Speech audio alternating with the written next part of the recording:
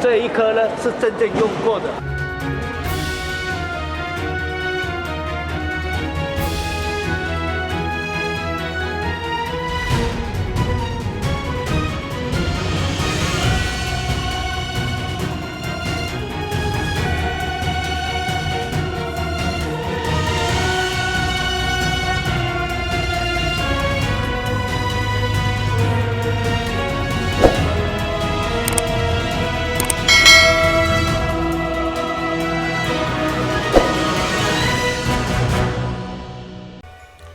这个航空博物馆，我们把它叫做航太博物馆、航空太空馆啊。一个英国学家 James 的遗产所捐赠成立的，这个租金的非常的多，在美国的 DC 啦、NY 就 New York 啦，还有维吉尼亚州等都有它的这个博物馆啊。航空博物馆里面呢，其实分很多个展区啊。那看你要参观几个展区。博物馆这种东西其实真见仁见智啊。你若认真来讲，你要细细的观看它，你可能要花很多的时间一天一天好几天来看完这种地方，航空博物馆对于老人、对于小孩、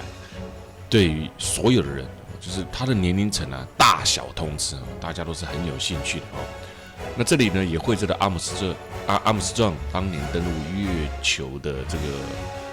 整个场景再把它重新布置起来。我是小王，现在我所介绍的是美加东之旅。那在这里面呢，当然呢还可以看到一些那种飞机啦，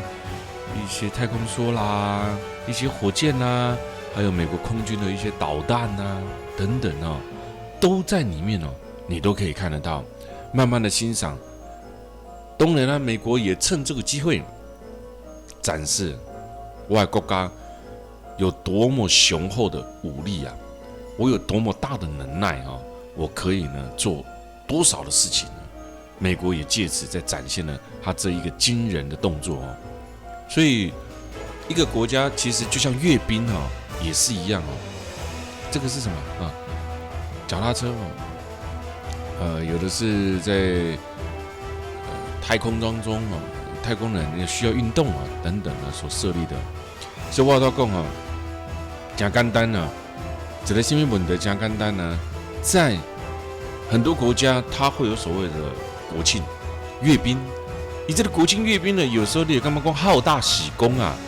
它其实另外一种呢是在另类行销自己，它告诉全世界的人，我的军队阵容有多么的庞大，那我目前拥有什么样子的武器你千万别小看了那也别要跟我开玩笑这莱特兄弟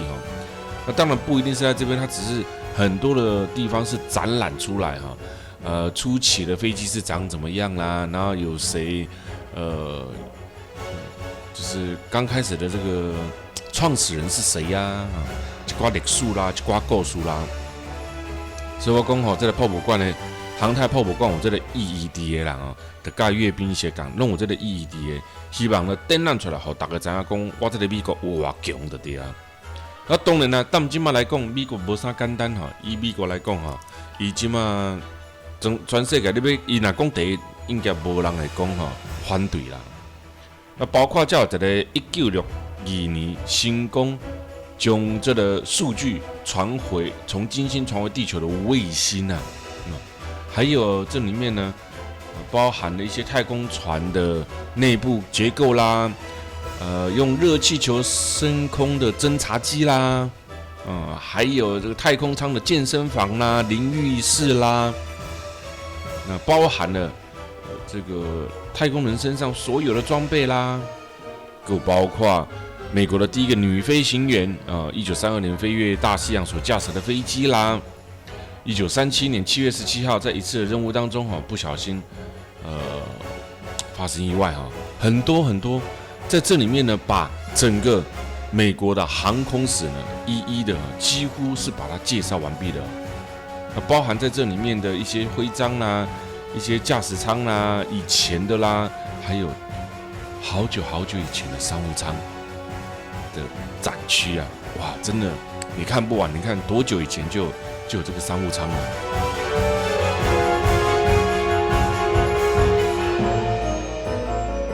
现在这一位呢是第一位横越大西洋的男生呢，叫沈路易斯啊。那国家航太博物馆呢，也是全世界最大的航空博物馆，也是美国最受欢迎的博物馆呢。在这边呢，还有包含了什么？还有火星，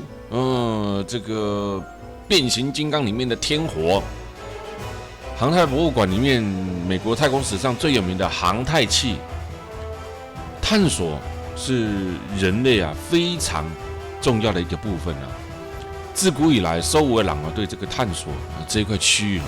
就充满了未知。这我觉得美国它厉害的地方就在这边啊。你想想看啊，我们扣除掉美国之外，谁能够把眼光放这么遥远，放在浩瀚未知的太空当中，放在未来的世界当中，不容易啊。我们以台湾来讲啊，这么小的国家啊，你每天新闻报的只是你家旁边发生阿狗阿猫的事情，讲太空啊、卖空啊那哈，这个怎么可能呢？讲未来呢，不可能啊，那只讲眼前哦。所以你自己去想想看呢，全世界能有几个国家哈，像美国啊那样，他去讲到一个非常未来的一件事情哦。他们很多的时候在做的事情呢，你说你攻击呢哈，我们现在静下来看哦，这个航太博物馆呢，看透了美国的发展史，包括登陆月球啦，包括他们所做的第一个飞行的啦，甚至探索未知，甚至开创未来，甚至去发展在地球以外的这些太空世界啊，你觉得呢？嘿，基本上说做每一行开的钱偌大条，你敢知？但是开这的钱做这的代志呢，你是现在不能够立竿见影的哦。你基本上无法度享受到，你可能这物件呢，可能那50档、100档了呢，你也安怎？50年、100年之后呢，你才会用得到。但是你知道吗？他所做的呢，是让美国这个国家带给全人类啊，永远未知的，永远。你看这个火星探测。有没有在2012年8月的时候，火星探测器第一次抵达了火星哦？所以它的重点来自于说，我刚刚所讲的，美国做了一个我今天要如何维持我美国这个国家非常强大、非常久远。我做了一个未知的事情，太空像咱呀一摇瓦固嘎贝克里，但是一个国家有远见，他看的绝对不是眼前，一看是50档、100档，我如何让我这个国家永续性的发展，对全人类有意义？再来呢，我发展下去呢，我如何让我自己保持永远在世界的领先地位？所以啊，要变像美国哦，我告诉你，全世界没几个国家可以做得到美国这么先驱的哦，这就是重点了哦。虽然它的历史很短暂，不熬究下固，但是它正在奠定它永远强盛的未来啊！这个就是很现实的问题啊。那你说其他国家哪做得到？所以我刚才讲啊，在台湾别开玩笑了。你搞一个航太博物馆，能换来选票吗？不可能这个人民是无感的哦。那所以呢，你盖公园啊，修马路啦，也许速度比较快或者是呢，帮这个民众澄清他生活上的杂事呢，可能得到了实际上的回馈比较多哦。在美国，人家网络也是很发达相信呢，在美国什么嘛都发达，但你自己想想看人家美国也不至于变成了所谓的民粹形式或者是呢用网络的事情呢来看全世界的东西美国你敢知影？人美国当不当迄历史足济当不当要割，但是呢，在美国来讲呢，很多的事情呢都不会用个人的想法，我想怎么样我就去做怎么样。他民主，但是呢，他的未来，他所规划的一切呢，做的真的太棒了。我们来看看吧，航太博物馆。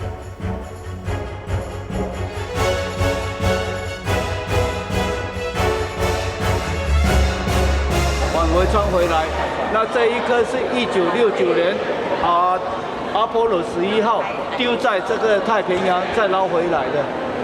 太空人坐在里面再拉回来。在车上的时候，我有告诉大家，反而穿的有一点像这种蜂巢一样的蛇臂。这一颗呢是真正用过的，你就烧掉了，它外形呢已经烧掉了，剩下这一点点看的那个蜂巢的形状出来。这是有使用过的使用过的真正使用过的，可以承，他们就是外形呢可以承受很高的温度了。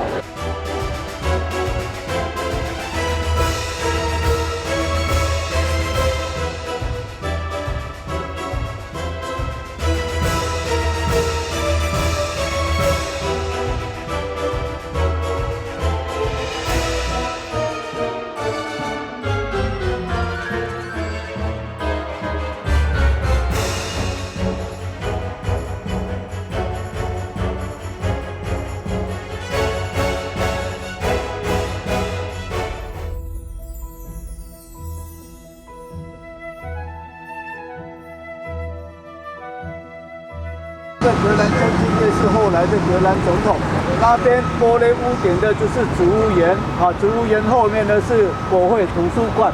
国会图书馆这一座，对了，这条马路这一座呢就是劳工部前一任的劳工部长赵少。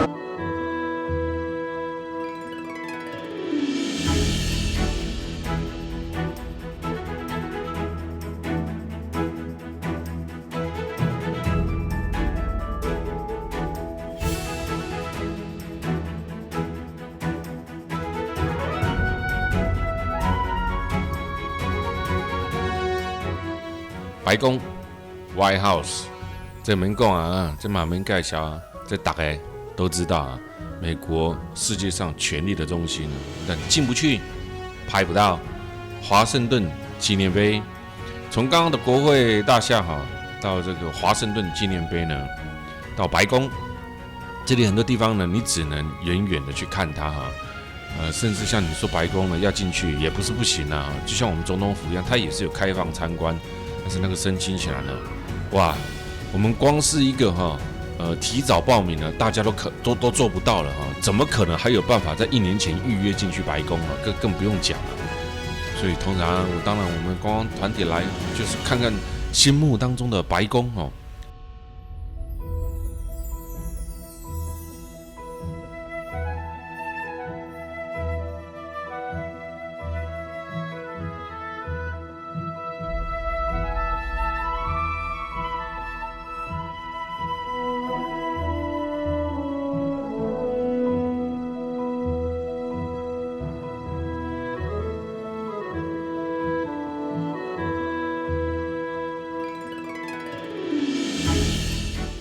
我们现在要继续的华盛顿游记来到了杰弗逊纪念馆。Thomas Jefferson 是美国开国的元勋之一美国独立宣言的起草人伊嘛是美国开国第3位总统，所以伊当华盛顿有一个纪念馆是天经地义的代志。不过呢，历史较奇怪的是，美国开国第一个总统华盛顿当华府，咱头前看到华盛顿纪念碑是安怎杰弗逊第3位总统，伊毋是纪念碑，直接起一个这大纪念馆第2个总统呢，John Adams，是安怎无呢？伊嘛是开国元老其中一个像咱第1个是纪念条第2个呢，什么拢无。第3个呢，起一间这大间的纪念馆因为这个杰弗逊呢，跟第2位总统呢，约翰呢，一直是亦友亦敌的关系在华盛顿的总统时期呢，东席John Adams 是他的副总统所以当华盛顿功成身退之后呢，顺利的当上了总统就是现在的杰弗逊当上了第2位总统由副总统辅政他们2个人完全个性不同那在这里面呢，第2位总统来自波士顿，是美国抗查税，在波士顿开启了美国独立战争的起始人之一。但是他的个性呢，大而化之较早念历史上呢，对伊的这个描写真多。但是这个杰弗逊呢，来自于维吉尼亚的大地主做代志较适宜。所以你注意去看在美国很多的政治人物，很多的总统，其实呢，他都不是善假人他其实都是有读册好野人这个你们注意去看但是人家发展出来的结论呢，跟我们完全不一样。在我们台湾，政治人物呢一定要搞清廉这是全世界都一样，一定要家境不能太有钱，只要一有钱就被公干祖宗18代都出来这也不只是台湾在全世界都一样有财富总是会被人家攻击，但是在美国，对于你拥有多少财富，它不会是决定影响到他对你的起见那1800年的时候，第一位总统寻求连任的时候呢，杰弗逊靠着他高超的政治手段，在华府拉拢各个不同的势力，成功的将第二任给救了来所以呢，第二位总统成为少数美国历史上只当了一任的美国总统的隐恨还乡今麦白宫原址呢，嘛是第二个总统开始建造不过呢，第二个总统离开的时候呢，工程还没结束看来才老新的主人叫做杰弗逊来享用这段友谊呢，中断了好几年，但是呢，世界上没有永远的敌人。多年后，两人又恢复了朋友的身份那这个是他们私底下的这个所谓的另外一个野史余量相争的一辈子那当然呢，他也是对于美国杰弗逊呢，在这上面呢，做了一个大大的纪念馆呢，还有前面呢是华盛顿华府出名的湖这个湖上面呢还种满了来自于日本上河华盛顿的樱花春天你不知道这春天是一个赏樱地点所以有的人不知道到美国纽约其实也可以赏樱而它带来了什么样子的事迹呢？它带来了什么样的震撼冲击呢？其实说穿了，从美国的第一任、第二任、第三任总统让美国独立以来3任总统对美国都是非常有很大的功劳的 American Light 美国之光。那只是谁的手腕高明了一点嘛，所以我们看得到杰弗逊的纪念堂这个就是他比较厉害的地方呢。所以在美国，很多人说呢，他们对美国都很重要，但是呢，杰弗逊他但也种伫手腕其实真悬，伊有法度家己起一个纪念馆边全部拢是种樱花，咱秋天来当然看无樱花，所以其实真侪所在一年四季伊拢会使欣赏只是我们有时候只单挑了一个季节而已啦。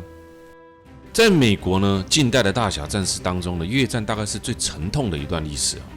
从法国手里接过来的战争在60年代的初期，美国的介入，一直到1975年美国全面撤军为止伤亡的人数史无前例，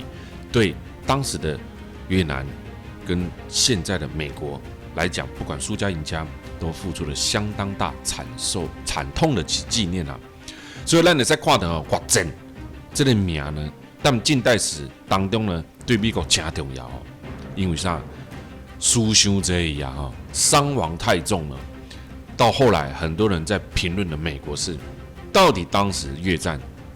要打还是不打才对？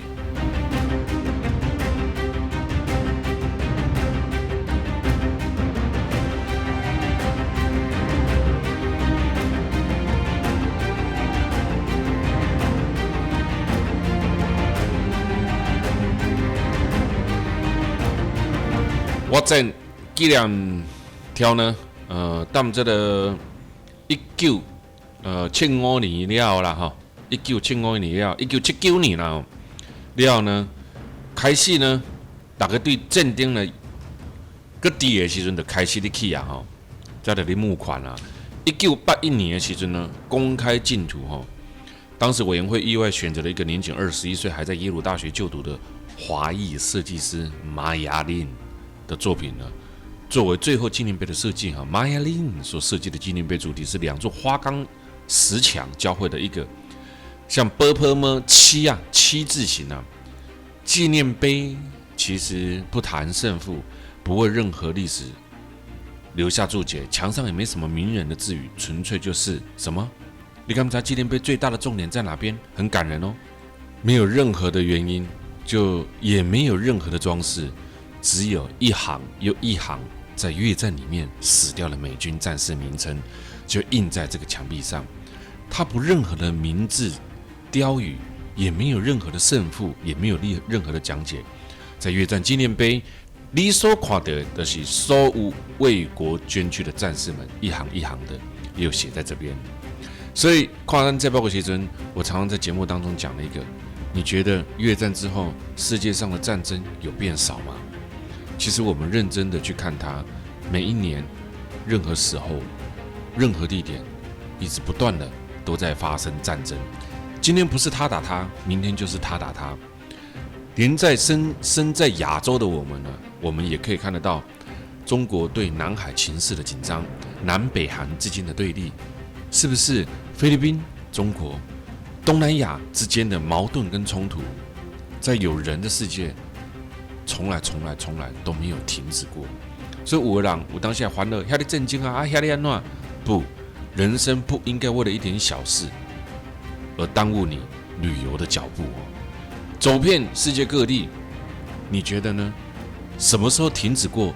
战争？没有，有人就有复杂。我们停止不了这世界上很多的问题，但我们更不应该停止自己去探索这个世界的美好，对吧？去传达这个世界的这种善意给大家。有时候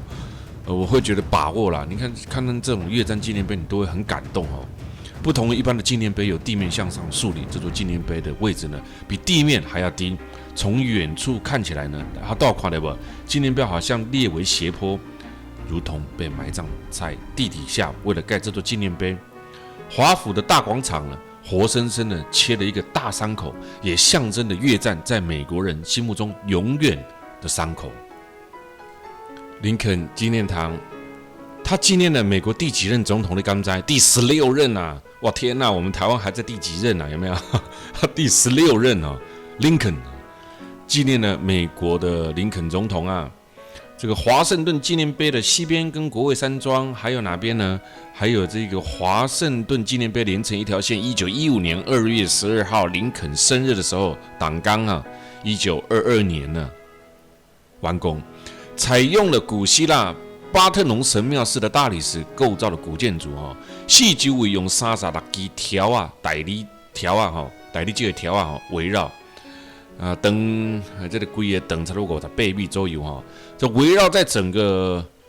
林肯的纪念堂呢，总共有36支白色的大理这个条啊，象征什么？为什么是36？象征林肯总统担任的时候拥有的36个州，每个廊柱上都有刻着这一些州的州名呢。纪念堂左手边写的也就是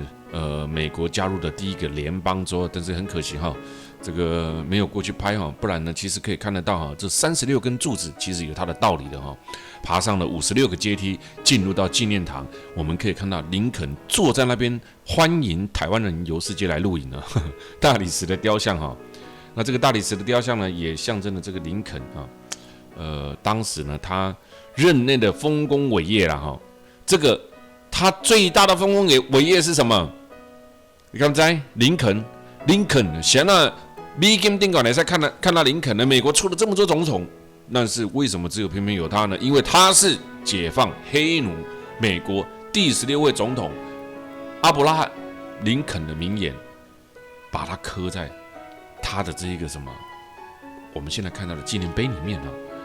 那就在他的后面哦，可以看得到林肯总统的名言哦。他在当时呢，在盖茨堡的说辞呢，著名的演说。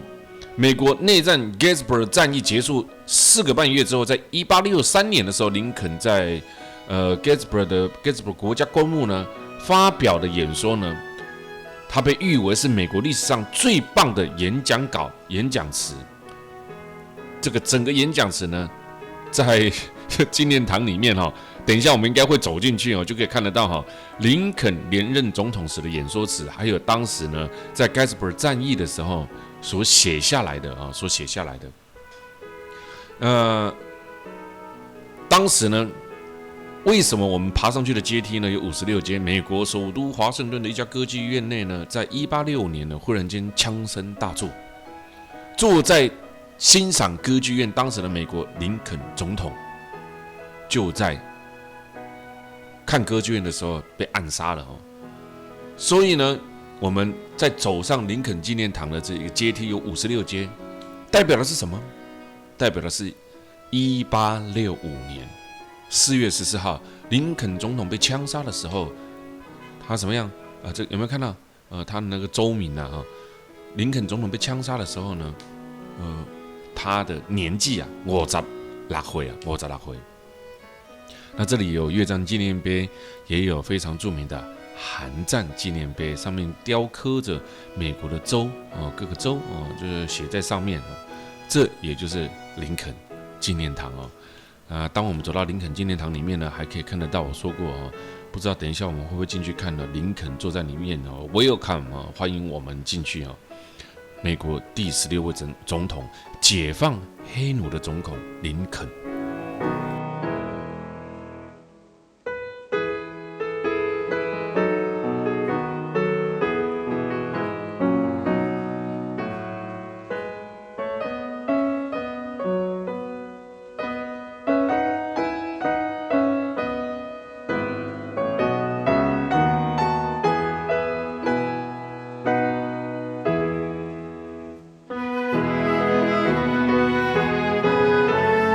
接下来我们再转往历史博物馆哦。其实呢，那美国呢，博物馆呢，我感觉精彩的程度呢，比这个中国大陆还要好不是讲中国大陆的不好中国大陆的博物馆太多了National Museum 自然博物馆那这个也因为它这个博物馆中国大陆太多啊，所以有一些博物馆真的很好，但是有一些地方性你也不知道它盖起来做什么。在美国就不一样博物馆不是轻轻菜的才去国家自然历史博物馆呢，进来这里面呢，我们来看看。先看第一个是什么 ？Oppenheimer， 这个是最有名的世界上最大的蓝钻。里面最大的金宝就是这一位 Harry Weston 捐献的，45.52克拉，我看的顶管下本45.52希望之钻在这里面变成它博物馆的热门观赏之一项链旁边看镶的呢都是钻石单颗的45克拉目前世界上最大的蓝钻一踏入这个区域呢，你就会看到很多人呢什么都不看就围绕这一颗这撑起来这条是哇这样大部分呢得到的声音都是这样子的那也因为呢它呢大到不可思议呢。蓝钻呢，这稀有是因为呢，每10万颗钻石当中呢，才会有一颗蓝色的钻石，更何况有这么大一颗相传这个希望钻石呢，带有诅咒，拥有它的人不是自杀就是死于非命。直到后来呢，有一位珠宝商人捐出了这颗宝石给史密斯博物学院，才终止了这个诅咒就刚刚我们佩佩讲史密斯整个链子呢也都是钻石所做成的，而当然呢，历史博物馆怎么可能刚好有钻石？又不是钻石博物馆但这里叫做自然历史博物馆嘛，对吧？所以呢，它就产生了什么呢？它就产生了很多的地方都有这个矿石了那我们现在呢就一路的呢看了这个包括法国玛丽皇后的钻石耳环还有包含了很多呢拿波吉尔400多公克拉的，还有现在我们看到了这一些一系列的哇，讲都讲不完一颗一颗介绍呢，越介绍呢，发现呢口袋呢越浅越没钱越介绍呢越发现呢这么值钱的宝石呢，哇塞，要是把它卖掉呢，你拿到这些钱呢，送给很多的小朋友，非洲小朋友吃饭呢，哇，应该可以改变一个国家社会就是这么不公平没办法那在自然历史博物馆当中呢，我们也可以看到很多。那包含这自然历史博物馆当中呢，也有这种铸造铜板的这种钱币你也可以看一看看看他们在这里面呢所展览出来的东西那这自然博物馆里面，当然呢可以看的东西呢，可以讲的东西呢有很多，但每一次小王在录制这个博物馆的时候，也是最头痛的啦。因为什么？一个商品它的故事可能有3分钟到5分钟，但是你停留在一个商品的时间呢，却只有短短的几秒钟啊。几秒钟想把一个故事讲完呢，很难。所以我们在历史博物馆呢，讲完重点之后呢，通常电视机头前的观众朋友呢，了解到美国所有的物件。我一直很喜欢美国这一条路线呢，我也一直的很努力的在推哈。虽然我知道我当下呢，大家对美国的兴致没有很高，但是我一直认为呢，美国是一个地大物博的地方，它拥有的美式风格，拥有的美国很多美丽的风景呢，我相信还是很多人都没有去看过的哦。希望我将来能够推展出更不一